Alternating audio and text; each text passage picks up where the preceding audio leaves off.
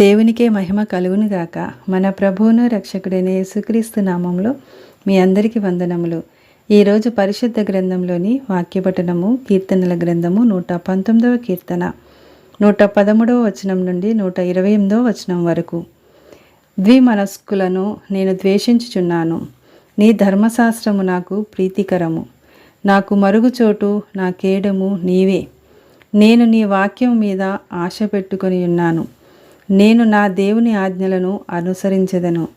దుష్క్రియలు చేయువార్లారా, నా యొద్ద నుండి తొలగుడి. నేను బ్రతుకున్నట్లు నీ మాట చొప్పున నన్ను ఆదుకొనుము. నా ఆశ భంగమై నేను సిగ్గునొందక యుందునుగాక. నాకు రక్షణ కలుగునట్లు నీవు నన్ను ఉద్ధరింపుము.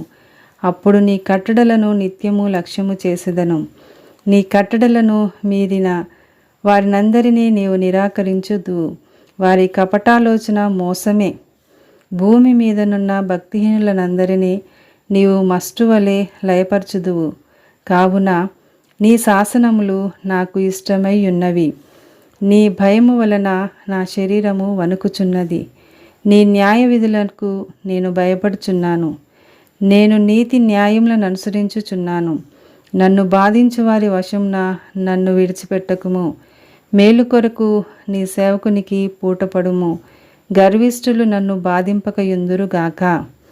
నీ రక్షణ కొరకు నీతిగల నీ మాట కొరకు కనిపెట్టుచు నా కన్నులు క్షీణించుచున్నవి. నీ కృప చొప్పున నీ సేవకునికి మేలు చేయుము. నీ కట్టడలను నాకు బోధింపుము. నేను నీ సేవకుడను.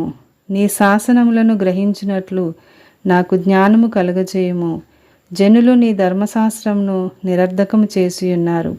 యెహోవా తన క్రియ జరిగించుటకు ఇదే సమయము.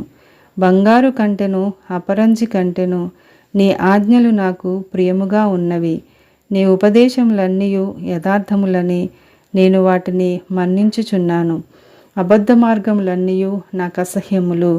ఆమేన్.